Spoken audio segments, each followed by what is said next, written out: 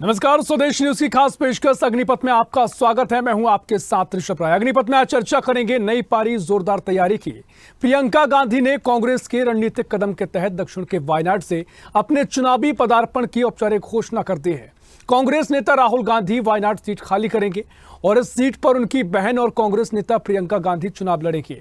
बता दें कि राहुल गांधी लोकसभा चुनाव में केरल की वायनाड और उत्तर प्रदेश की रायबरेली सीट से जीते थे।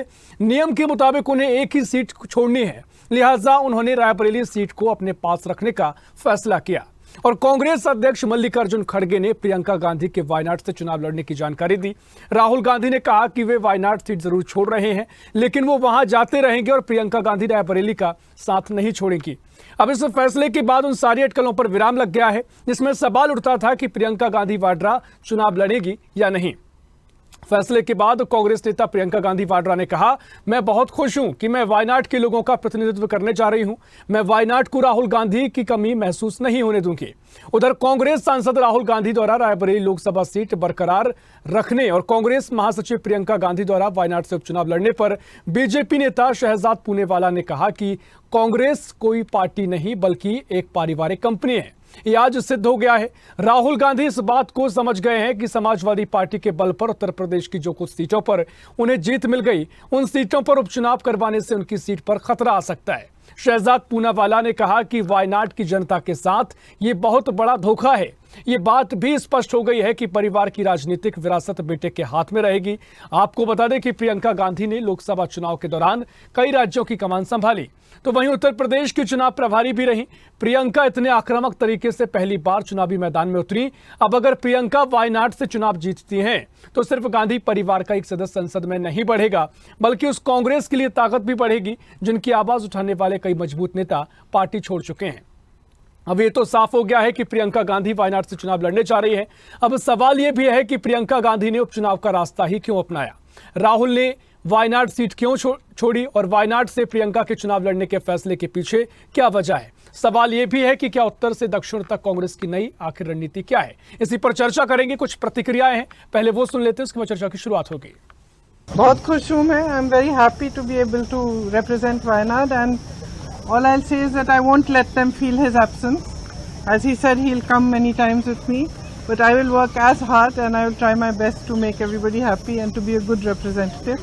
और रायबरेली के साथ तो मेरा बहुत ही पुराना रिश्ता भी है और 20 सालों से मैंने काम किया है दोनों रायबरेली और अमेठी में, तो वो रिश्ता तो कहीं मतलब किसी भी तरह से टूट नहीं सकता। उसको कायम रखने के लिए हम दोनों हैं और भैया की मैं मदद रायबरेली में भी करूंगी और जैसे इन्होंने कहा हम दोनों रायबरेली में भी हम दोनों मौजूद होंगे और वायनाड में भी। कोई पार्टी नहीं, एक पारिवारिक कंपनी है, ये तो आज सिद्ध हो गया। माताजी राज्यसभा में होंगी, बेटा जी लोकसभा की एक सीट से होंगे और प्रियंका जी को लोकसभा की दूसरी सीट से, मतलब तीनों सदस्य सदन में होंगे। ये तो परिवारवाद का एक परिचय है ही, परंतु एक बात और भी स्पष्ट हो गई।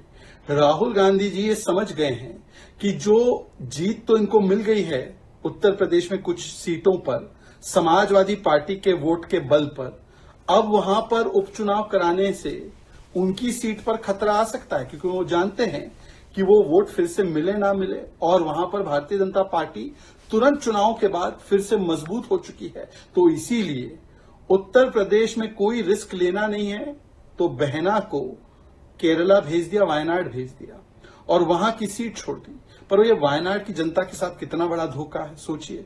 वायनाड की जनता को बताया नहीं कि 2 सीट से लड़ेंगे। वहां पर लेफ्ट के ही लोग कहते रहे, एनी राजा कहती रही कि ये तो पलायन कर जाएंगे चुनाव के बाद, और पलायन कर गए। तो ये लेफ्ट की और केरला की जनता के साथ कितना बड़ा धोखा कर दिया है, ये इसका भी एक परिचायक है। बहुत खुश हूं मैं।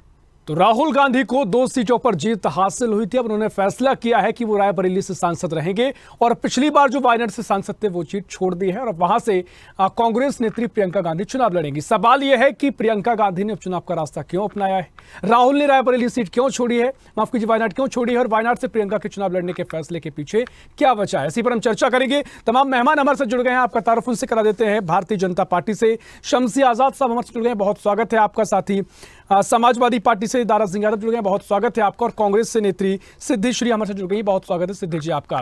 सिद्धि जी, पहले मैं आप ही के पास आऊंगा। और जिस तरीके से वायनाड पर लगातार चर्चा थी कि राहुल गांधी यहाँ से सांसद बने रहेंगे या फिर ये सीट छोड़ देंगे, तमाम आरोप भी लग रहे हैं, लेकिन पहला सवाल यही कि प्रियंका को चुनावी राजनीति में लाने के लिए उपचुनाव का रास्ता ही क्यों चुना गया, और राहुल गांधी ने वायनाड क्यों छोड़ी? क्या क्योंकि पिछली बार सांसद थे? तो क्या बीजेपी पूछ रही है कि वायनाड की जनता के साथ धोखा है कि उपचुनाव का रास्ता क्यों चुना गया? प्रियंका गांधी जी पिछले 20 साल से यूपी में काम कर रहे हैं। मदर के साथ वो लगी रही, जो सोनिया गांधी जी के भी साथ चुनाव प्रचार में जाती रही, और उसके बाद वो यूपी की महासचिव प्रभारी भी बनाई गई।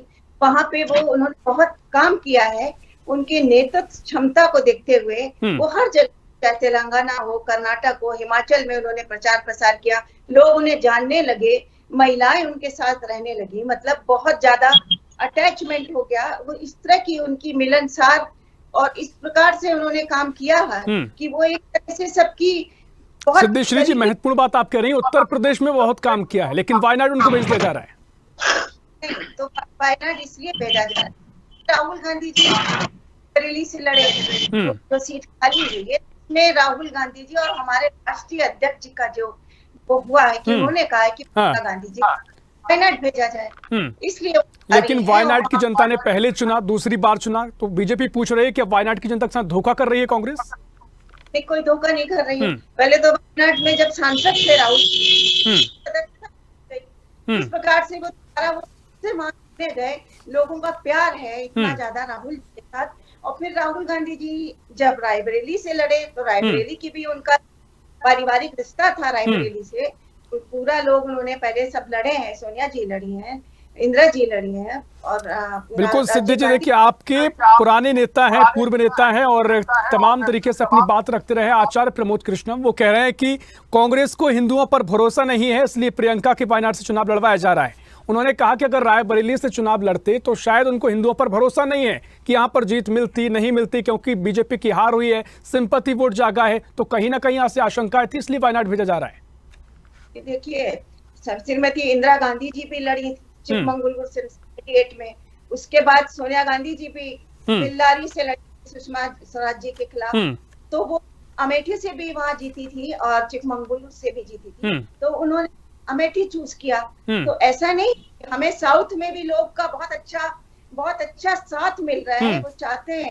और इसी तरह से अगर हमारे दो प्रतिनिधि हो जाते हैं, राहुल गांधी जी और प्रियंका गांधी जी, तो ये तो बहुत अच्छा होगा कि हम दोनों जगह से। चलिए ठीक है, देखिए समय भी हमारे पास कम रहेगा, लेकिन शम्स यादव साहब मैं आपके पास आऊंगा। देखिए यहाँ पर सिद्धेश्वरी जो बात कह रही है कि इससे पहले इंदिरा गांधी ने 2 बार चुनाव लड़ा, कर्नाटक आंध्र प्रदेश से। सोनिया गांधी ने कर्नाटक के बल्लूरी से शुरुआत की चुनाव लड़ने की।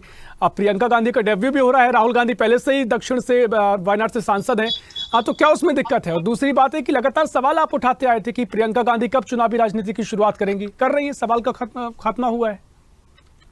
जी नमस्कार आपको सर, आपके चैनल के सभी दर्शकों को और चर्चा में भाग ले रहे हमारे सभी भाई बहनों को। देखिए बात तो वही आ गई ना कि परिवारवाद की राजनीति करने वाले, और वही बात सामने फिर आ जाती है। यही बात है विपक्षी, अगर इनके ऊपर कोई लगाता है तो दिल मिला जाते हैं। भाई अखिलेश यादव को भी आप सीटों पर आज उनके ही परिवार के लोग लोकसभा में पहुंचे हैं। अगर वो चाहते तो अपने किसी कार्यकर्ता को भी मौका दे सकते थे, अपने किसी गठबंधन दल के लोगों को भी नेता दे सकते थे, लेकिन उनको किसी के ऊपर भरोसा नहीं है, सिर्फ और सिर्फ, और वो भी वहां पर जहां पर उनकी सबसे सेफ सीट मानी जाती है। कभी उन्होंने हिम्मत नहीं लड़ी कि भाई बनारस से चुनाव लड़ जाते, कभी लखनऊ से चुनाव लड़ जाते, सुल्तानपुर से लड़ जाते, बाराबंकी से लड़ जाते, आगरा, फैजाबाद, गाजियाबाद, कहीं से लड़ जाते। लेकिन अखिलेश यादव भी वही करेंगे कि जो उनकी पारंपरिक सीटें जहां पर उनको लगता है कि हम यहाँ पर जीत सकते हैं, क्योंकि उनको पता है कि यहाँ पारिवारिक सीट है, यहाँ की जनता भी भोली भाली है, हमारे बाप दादा ने यहाँ पर जो खेती की है हम उसी पर फसल काट सकते हैं। नई जगह अगर चुनाव लड़ने जाएंगे तो तुरंत हमको हार का सामना करना पड़ेगा, और यही हाल इन्होंने किया है कि वायनाड से और यहाँ रायबरेली से राहुल गांधी इसीलिए लड़े थे कि अगर हम वायनाड से हार जाएंगे तो कम से कम रायबरेली जीत जाएंगे, रायबरेली जीत जाते हैं। लेकिन साहब अब जो है पवन खेड़ा कह रहे हैं कि पीएम मोदी वायनाड से चुनाव लड़े तो माने, वाराणसी में मुश्किल हो गया उनका जीतना। अगर पवन वो कह रहे हैं कि वायनाड से चुनाव लड़के दिखाएं पीएम मोदी।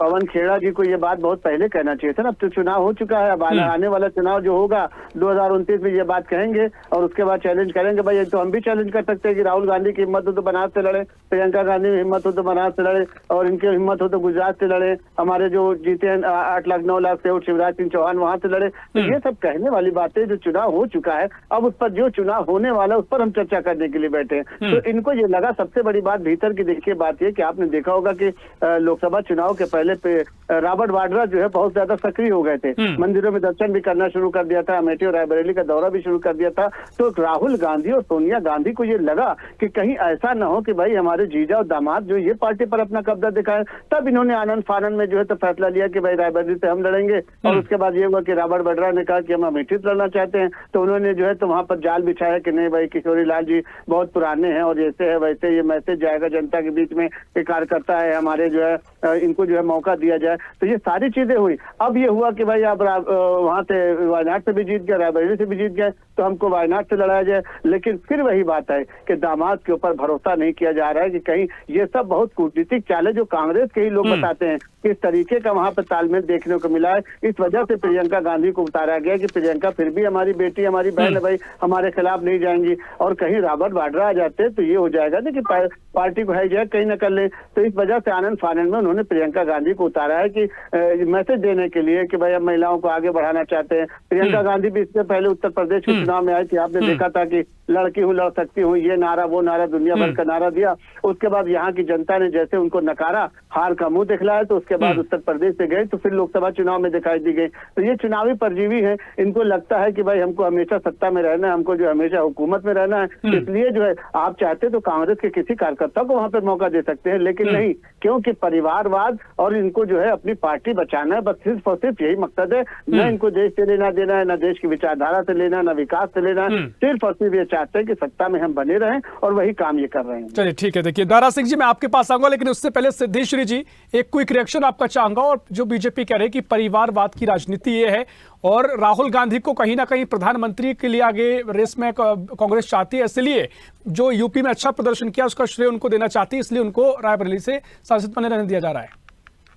देखिए कांग्रेस पार्टी नहीं चाहती है, जनता चाहती है। जनता ने 3.5 लाख से अधिक वोटों से जिताया, इसी तरह वो वायनाड में भी जीते हैं। आप ये कह रहे हैं जनता चाहती है कि वो आगे प्रधानमंत्री बने? बिल्कुल जनता जी, जनता चाह रही होती तो इसी बार मौका दे देती। ये तीसरी बार हुआ है कि जब जनता ने इनको नकारा है। अब तो हमें नहीं लगता कि चौथी बार राहुल गांधी को चुनाव भी लड़ना चाहिए। तो वायनाड भेज दीजिए। अब दो अगर बैठेंगे सांसद हमारे लोकसभा में तो कम से कम। तो सिद्धेश्वरी जी वो कह रहे हैं कि पीएम मोदी को आप कह रहे हैं वायनाड भेज दीजिए, तो वो कह रहे हैं कि आप विदिशा से शिवराज सिंह चौहान के सामने प्रियंका गांधी को भेज दीजिए, अन्य जहां सीटों से कांग्रेस बीजेपी के बड़े नेता बड़े अंतर से जीते हैं वहां भेज दीजिए। देखिए ये तो बात कहने वाली है, मैं तो ये वो भी यही कह रहे हैं कि कहने वाली बातें हैं। अब वायनाड का जो आप जिक्र कर रहे हैं जी, स्मृति ईरानी हारी है ना हमारे साधारण कार्यकर्ता से, तो आप उनको, अगर आपको इतनी परेशानी हो रही है प्रियंका जी को हम वहाँ लड़ा रहे हैं तो वहाँ भेज दीजिए। आप सीतारमन जी को भेज दीजिए वहाँ लड़ने के लिए, जिसके साथ आ जाएगा, दूध का दूध साफ पानी हो जाएगा कि आपकी साउथ में कितनी पैठ है, आपके साउथ में क्या पैठ है। हम तो उधर भी देख रहे हैं, वहाँ के भी लोग हमको चाह रहे हैं और यहाँ पे भी चाह रहे हैं।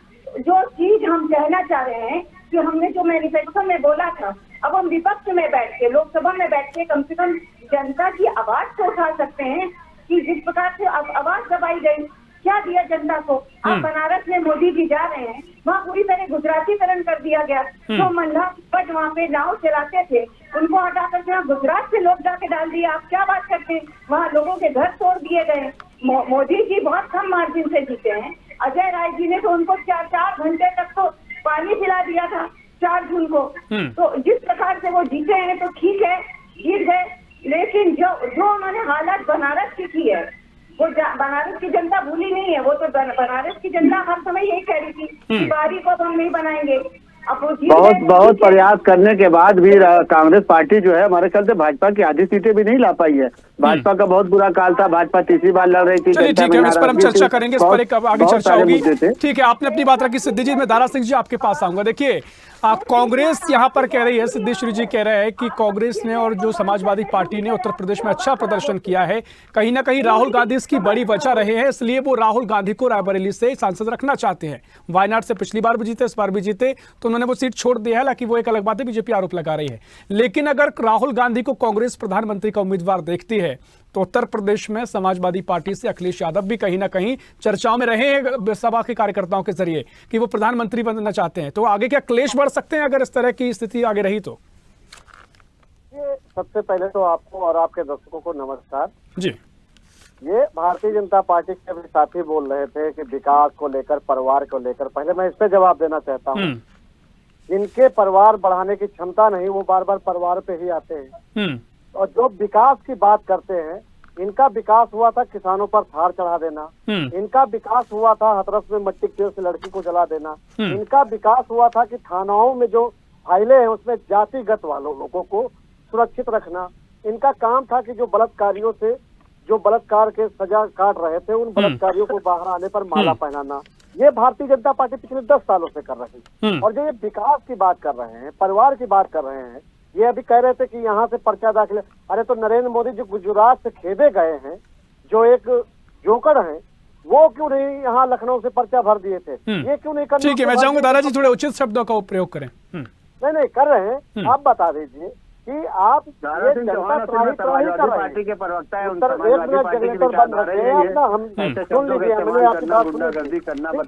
भारतीय जनता पार्टी बता दीजिए पिछले 10 सालों से ऐसा कौन सा कार्य किया किसानों के लिए? आप बताइए। पेपर लीक करके आपने नौजवान और लड़कियों का भविष्य बर्बाद कर दिए। आपको शर्म नहीं आती? आप कहते तीसरी बार हम सरकार बना लिए। अरे ये सरकार कैसी है जिसमें कब देवर नाराज हो जाए, कब जेठ नाराज हो जाए, कब सास नाराज हो जाए, और इस सरकार को बता रहे तीसरी बार सरकार।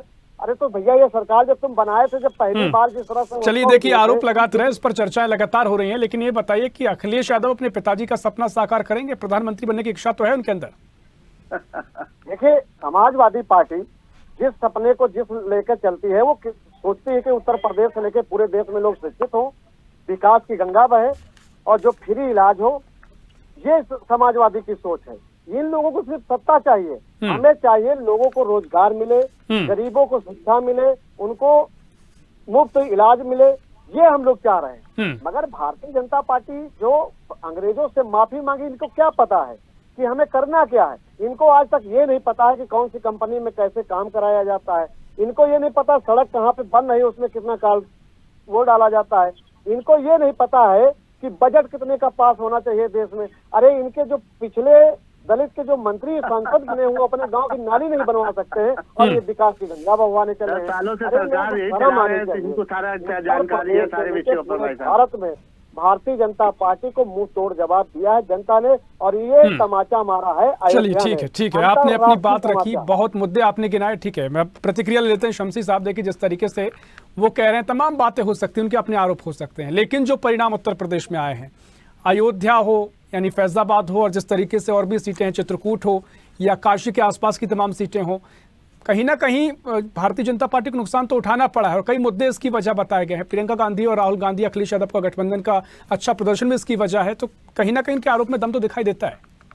जी ऋषभ जी, देखिए, भारतीय जनता पार्टी ने थोड़ी सी चूक प्रत्याशियों के चयन में की है, क्योंकि जो सर्वे आया था तो उस पर ही भारतीय जनता पार्टी ने तय किया था कि कम से कम 30 से 35-40 सांसदों का टिकट जो है ये काटा जाएगा। लेकिन थोड़ा सा समय को देखते हुए, क्योंकि समय की परिस्थितियां कुछ ऐसी बनती गई कि भारतीय जनता पार्टी, आपने देखा कि एक साथ प्रत्याशियों का उन्होंने चयन भी नहीं किया, एक साथ प्रत्याशियों की घोषणा भी नहीं की, और जैसे जैसे राउंड आता गया, पहला दूसरा तीसरा टर्न आता गया, उसके बाद प्रत्याशियों को जो है ऐलान करते गए। तो थोड़ा सा यहाँ पर जो है प्रत्याशियों के चयन में सिर्फ गलती की गई है, और उसके बाद भारतीय जनता पार्टी ने पूरी मेहनत की।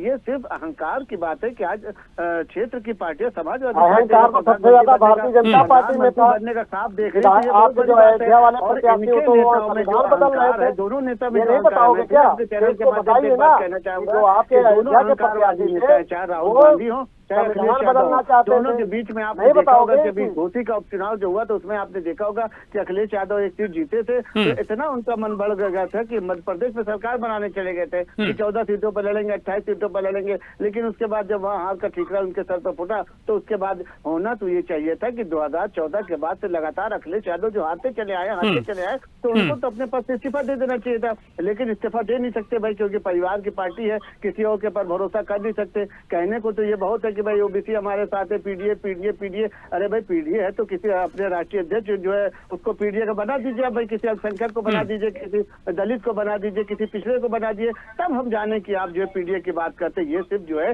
लालची लोग हैं, ये सिर्फ जो है अहंकारवादी हैं। और आप फिर देखिएगा कि कुछ ही दिनों में आप देखिएगा कि ठीक है, दारा सिंह जी कुछ कहना चाह रहे हैं, लेकिन देखिए शमसी साहब देखिए वो ये तमाम आरोप जरूर लगा रहे हैं, लेकिन आप तमाम बातें कह सकते हैं कि चलिए ठीक है सीट बंटवारे में दिक्कत हुई। दारा जी मैं आपके पास आ रहा हूँ, सवाल उनसे काउंटर क्वेश्चन है। आप कह रहे हैं कि तमाम मुद्दे हो सकते हैं कि जिस तरीके से सीट बंटवारे में परेशानी हुई वो समझना बीजेपी के लिए थोड़ा मुश्किल हो गया, लेकिन आरएसएस भी कह रहा है आप ज्यादा अहंकारी हो गए, ज्यादा आत्मविश्वास से ओतप्रोत हो गए, कहीं ना कहीं जो जमीनी कार्यकर्ता था उसके जरिए वो चीजें नहीं पहुंच पाई क्योंकि प्रशंसा का दौर काफी जारी था। तो ये बड़ी वजह भी आरएसएस गिना रहा है। देखिए आरएसएस ना हमारी गठबंधन की पार्टी है और ना राजनीतिक पार्टी। आरएसएस की अपनी विचारधारा है, ये जरूर है कि वो हमारे साथ रहते हैं, हम उनके साथ रहते हैं, लेकिन राजनीति जो वो भारतीय जनता पार्टी के राष्ट्रीय अध्यक्ष से लेके पन्ना प्रमुख तक के बीच में जो होता है वो उसको सामंजस्य बैठाकर ही प्रत्याशियों का चयन किया जाता है। लेकिन ये है कि 2 बार के बाद तीसरी बार ये होता है कि थोड़ा सा परिवर्तन करना चाहिए था, थोड़ा सा नए चेहरों को मौका देना चाहिए था। आदमी एक बार लगातार 2 बार 3 बार होने के बाद भी कहीं ना कहीं ये होता है कि भाई अब दूसरे को भी मौका दिया जाए तो क्षेत्र में थोड़ा सा विरोध बढ़ जाता है। और इसीलिए जब सर्वे कराया गया था तो ये सामने आया था बिल्कुल साफ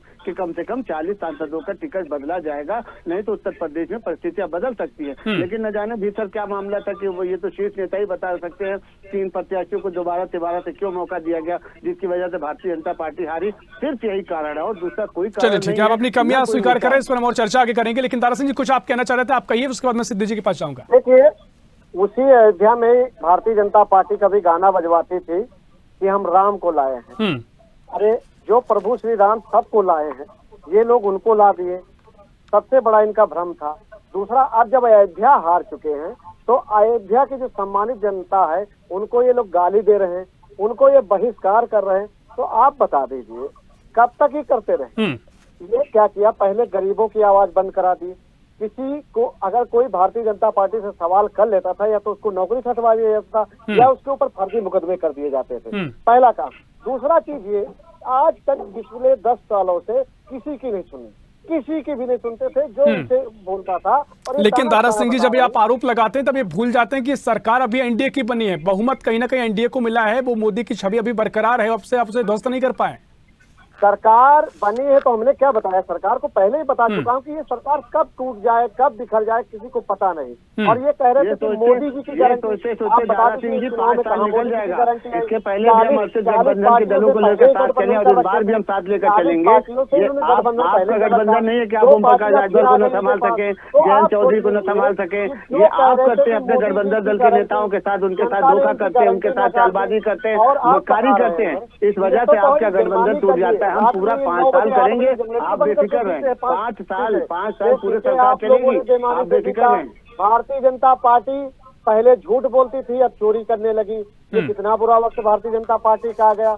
अरे आप लोग बताइए कितना बुरा वक्त आ गया आप लोगों का। चलिए ठीक है, देखिए इन मुद्दों पर लगातार चर्चा हो रही। दारा सिंह जी और आप तमाम बातें कह रहे हैं, इस पर हम आगे आपसे रिएक्शन लेंगे। सिद्धेश्वरी जी मैं आपके पास आ रहा हूँ। जो दारा सिंह जी कह रहे हैं, जो शमसी साहब कह रहे हैं, उनकी बातों पर आप क्या सोचते हैं वो भी बताइए। लेकिन जिस तरीके से हम प्रियंका गांधी पर जिक्र कर रहे हैं, तमाम बातें ये हैं कि कांग्रेस ने ये कहा है कि रायबरेली से गांधी परिवार का रिश्ता रहा है पुराना, जिसके चलते कहीं ना कहीं राहुल गांधी को यहाँ पे जगह दी गई है। तो सवाल फिर ये उठता है कि प्रियंका गांधी गांधी परिवार की कमी पूरी नहीं कर सकती है अगर रिश्ता रहा है। और अगर रिश्ते की बात आ रही है तो जो बीजेपी आरोप लगाते हैं कि परिवारवाद चलता है, क्या वो आरोप यहाँ पर सही साबित हो जाते हैं? देखिए परिवारवाद की तो बात ही ना करिए। जो परिवार सबसे ज्यादा परिवारवाद है वो भारतीय जनता पार्टी। कैसे बताइए? सब लोग देख लीजिए, अभी मैं गिना दूं इनके, सब लोग चल रहे हैं परिवारवाद में। और इसके अलावा प्रियंका गांधी जी एक सशक्त नेता हैं, उनमें बहुत ज्यादा नेतृत्व क्षमता है इस तरह से। और वो पूरी तरीके से वायनाड में भी वहाँ के लोगों का दिल जीतेंगी, मोहब्बत का पैगाम देंगी उनको भी। और वहाँ पे वायनाड की जनता भी उनको सरहाकों पे बजा के रखेंगे, क्योंकि राहुल गांधी जी ने कह दिया अब 2 प्रतिनिधि हो गए। अगर हम यहाँ यूपी का भी हैं तो हम यहाँ पे भी देखेंगे और वहाँ पे भी हम जाके देखेंगे, हमारा वहाँ पे आना जाना रहेगा। तो इतना आश्वासन दिया गया है। बिल्कुल, देखिए लेकिन सिद्धेश्वरी जी, एक सवाल ये उठता है कि लगातार उन्होंने काम उत्तर भारत में काफी किया है, दक्षिण भारत एक तरह से उनके लिए नया है, तो क्या आगे वो, अभी तो ठीक है चुनाव अगर संभावना है तो जीत सकती हैं, संभावनाएं दिखाई देती हैं, लेकिन आगे फिर क्या? जो राहुल गांधी वहां पर सक्रिय थे, जो कहीं ना कहीं जमीन उनकी बन चुकी थी, नया मैदान, क्या रणनीति क्या है कांग्रेस के इसके पीछे?